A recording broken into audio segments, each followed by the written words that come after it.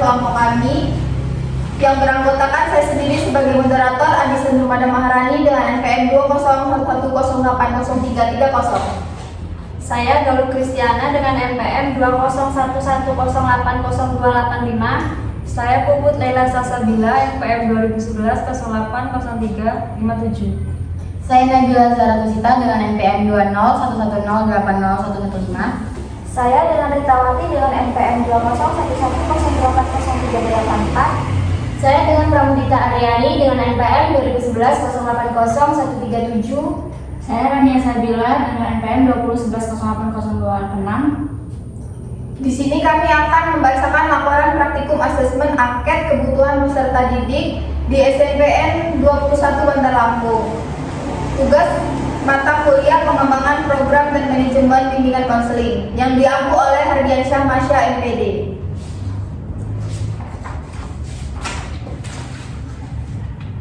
Yang pertama, pengertian AKPD. Manajemen peserta didik, keberdayaannya sangat dibutuhkan di lembaga pendidikan karena siswa merupakan subjek sekaligus objek dalam proses transformasi ilmu dan keterampilan.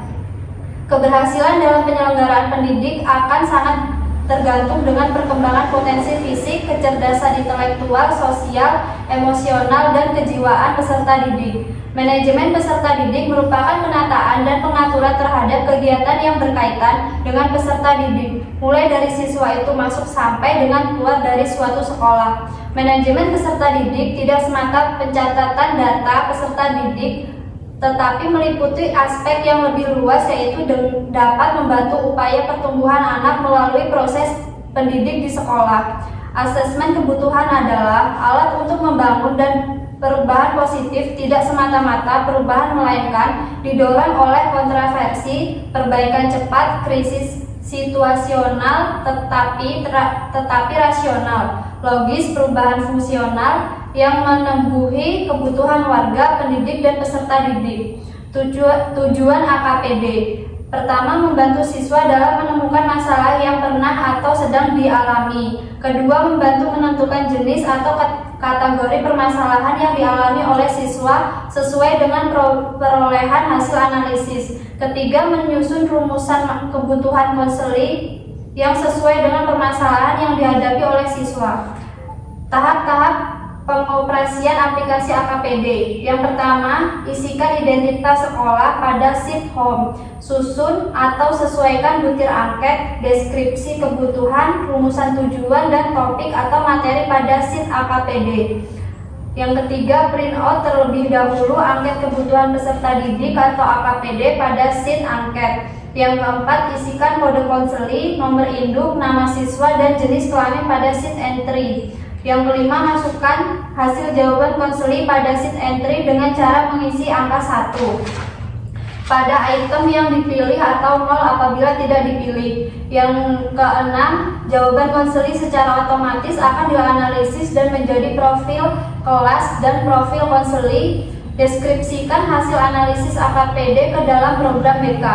Materi selanjutnya akan dibacakan oleh Puput Laila.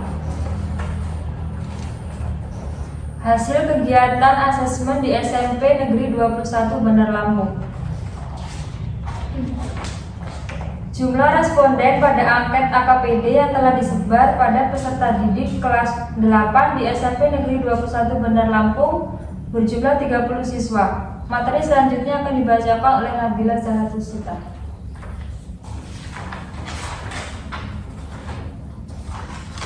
Selanjutnya ada entry data.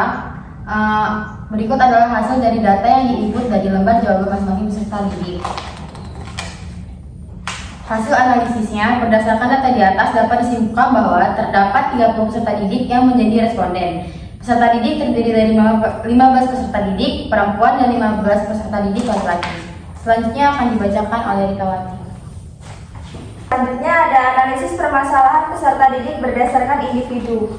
Hasil analisis. Berdasarkan hasil analisis dari tabel AKPD di atas, terdapat 3 peserta didik dengan tingkat persentase permasalahan paling tinggi, yakni Dinda Arvila dengan persentase permasalahan 74,0%, Fauzan Abdurrahman dengan persentase permasalahan 70%, dan Muhammad Wildan dengan persentase permasalahan 68%. Selanjutnya akan dibacakan oleh Pramudita. C. Analisis permasalahan peserta didik berdasarkan bidang permasalahan.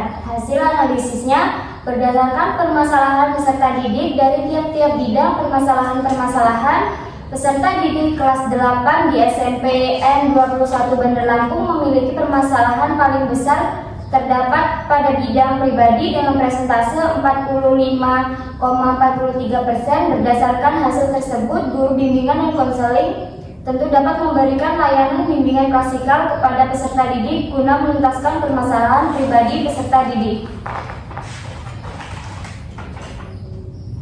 D. Analisis permasalahan peserta didik berdasarkan butir permasalahan. Hasil analisisnya, permasalahan paling tinggi terjadi pada butir di bidang pribadi, yakni saya belum banyak mengenal lingkungan sekolah yang baru dengan presentase 3,16% dengan jumlah responden 27 dari 30 peserta didik.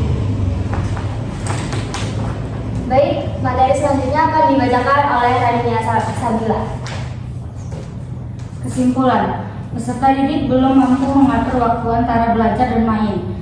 Berdasarkan hasil analisis AKPD yang peneliti gunakan, maka dapat disimpulkan permasalahan paling tinggi pada peserta didik kelas 8 SMP Negeri 21 Bandar Lampung adalah permasalahan di bidang belajar.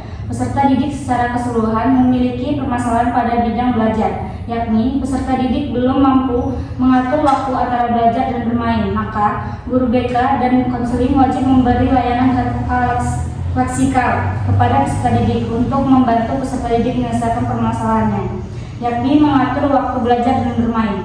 Saya kembalikan ke moderator. Baik, sekian presentasi dari kelompok kami. Mohon maaf jika ada kesalahan dan kekurangan. Kami akhiri. Wassalamualaikum warahmatullahi wabarakatuh.